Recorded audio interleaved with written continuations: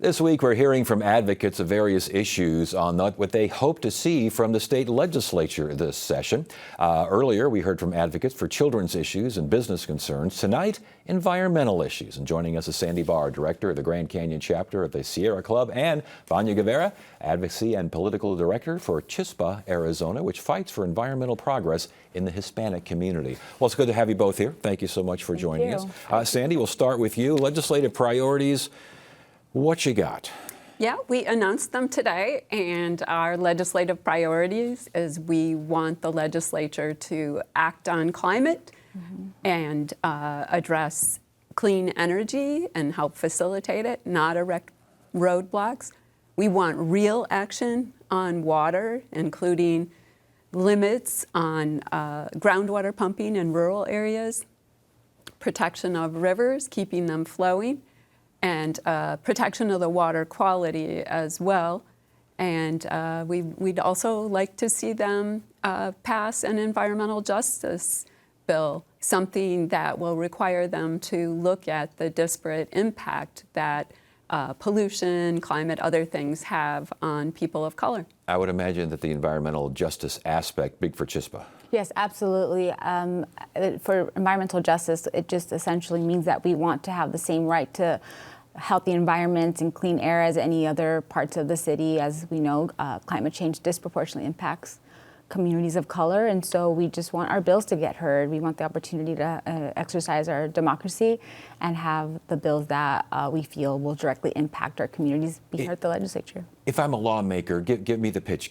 Tell me why environmental justice is so important. Give me an example. What would you say? Well, every year we're seeing longer days of very hot days, and so I think that's going to be a big priority for us. Is the way I have to frame it is, you know, the environmental impacts everyone. While it does disproportionately impact our communities, I think there's a way where we can meet with legislators and ask them, like, you know, what are the climate changes impacting your district? And I think people can agree that it's getting hotter, and it's getting hotter for longer days of the year, and it then could become an economic issue. I know people are homeowners, and I myself will question, hey, am I going to be able to finish paying off my house by the time my mortgage is no longer and it's over 100 degrees for longer days in the year? And I think those are real questions we can address now and be very proactive. Yeah, it's interesting you mentioned that certain lawmakers, how it would affect their districts. Do you find that when it comes to environmental concerns, there's a difference between rural and urban lawmakers?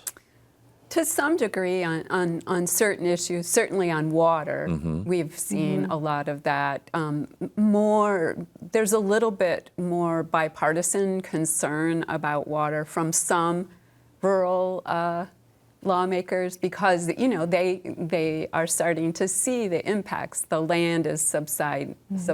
There are big fissures in the earth. People have these cracks in their homes from the ground dropping, from groundwater pumping. So I think that there's a little bit of difference there. Unfortunately, we haven't seen, I don't think it breaks down rural, urban on some of the environmental issues. It's more partisan, unfortunately. And that's something we would like to see changed. I mean, we are talking about people. We're talking about public health. We're talking about things that will cost us more and more if we don't act now. But we're also talking about a legislature that's made up as it is made up. Do you find, and I've talked to Sandy for years about this, that you expect to play more defense than offense? Yeah, absolutely. It's just a matter of making sure that, first of all, that communities of color feel safe, because historically speaking, there is language used that makes us feel a little bit unwelcome. So we've worked really hard alongside Sandy and really important community environmental advocates to make sure that, yes, we are on the defense. We have calls to action where we, to the extent it is safe and people are comfortable, sometimes the hearings are in the morning, people are at work, so we'll engage online, we'll send petitions. I personally will meet with legislators if I can and let them know the negative impacts of the bill alongside with Sandy. And that sometimes help, but I think it's gonna be a lot of relationship building and see if we can just get in a few seconds for them to hear the gravity of the situation. I think maybe we can see some progress, but it's going to be a lot of defense for sure. We've already seen like anti-clean energy bills introduced.